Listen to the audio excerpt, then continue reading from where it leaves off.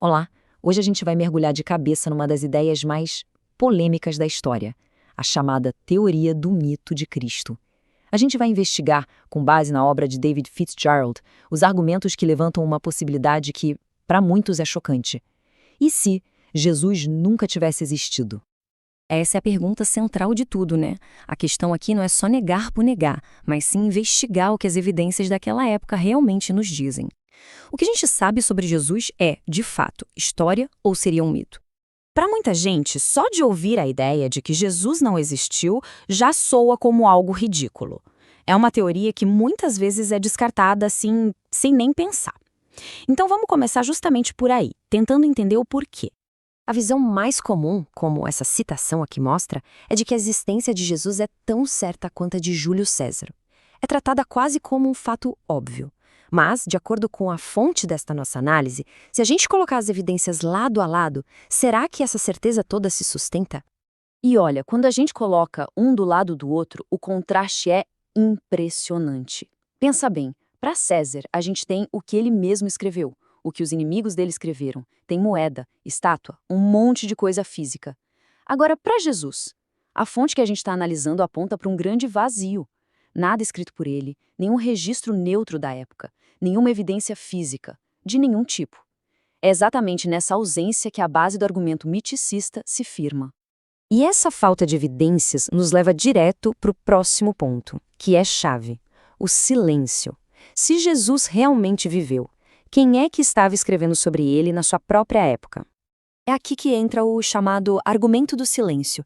A lógica é até bem simples. Se um homem fez milagres, ressuscitou gente, foi crucificado para todo mundo ver, não seria o mínimo esperado que historiadores, filósofos e escritores da época mencionassem alguma coisinha sobre isso?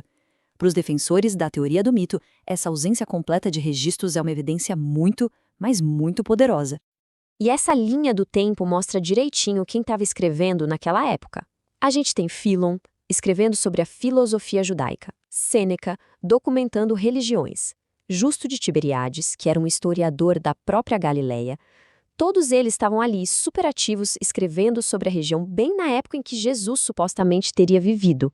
E o que eles escreveram sobre Jesus? Pois é, absolutamente nada.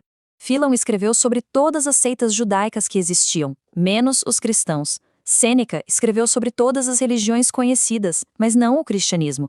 E o Justo, que era o historiador da cidade ali do lado, não fez menção alguma. Segundo essa análise, esse silêncio é simplesmente ensurdecedor. Com esse silêncio todo estabelecido, a investigação se vira para a principal evidência não cristã, que é sempre citada. Um parágrafo bem pequeno do historiador Flávio Joséfo. Essa é a famosa passagem. Foi escrita décadas depois da crucificação e é vista por muita gente como a prova definitiva da existência de Jesus, vinda de uma fonte não cristã. Mas tem um problema. Muitos estudiosos acreditam que a autenticidade dela está bem longe de ser uma certeza. A fonte levanta uma questão central. E se essa passagem não foi escrita por Joséfo, mas sim adicionada séculos depois por um escriba cristão? Para a gente entender esse argumento, precisamos conhecer esse termo aqui, interpolação.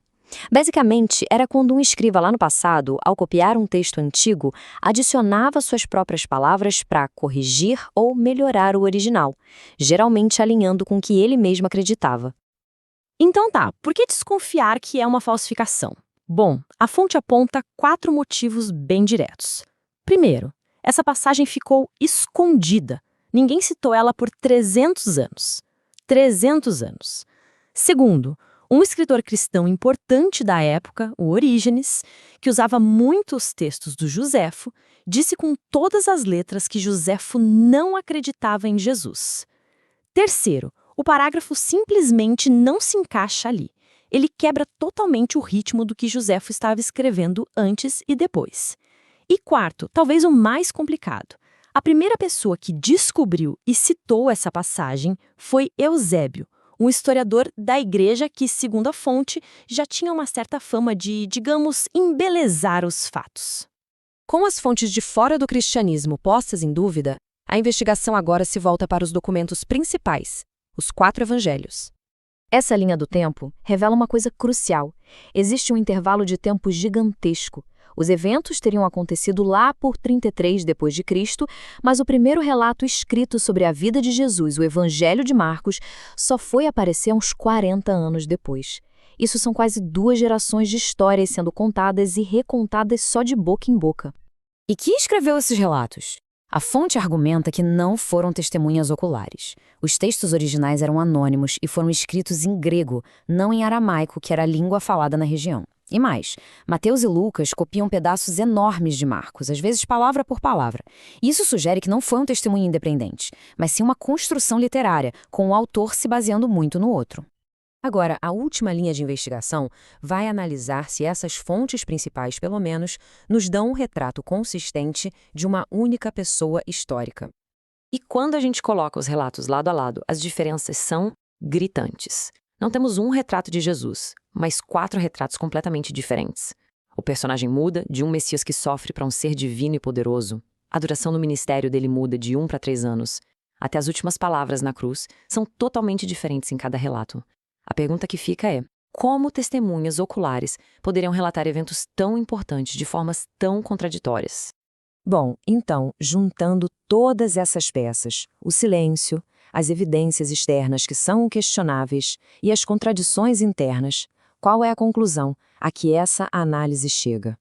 O argumento final se resume basicamente a isto: não há menções de Jesus por escritores do primeiro século. A principal evidência externa parece ter sido uma falsificação posterior, e as fontes principais, os evangelhos, se contradizem em detalhes cruciais. Para quem defende a teoria do mito, a conclusão é que todos esses elementos apontam não para um homem que realmente existiu, mas para uma criação literária. E a gente termina não com uma resposta definitiva, mas com uma pergunta para reflexão. Porque, independentemente da questão da historicidade, o poder e a influência dessa narrativa são inegáveis. A grande questão que fica é sobre como e por que essa história, com uma base factual tão debatida segundo esta fonte, conseguiu ressoar de forma tão profunda na história da humanidade.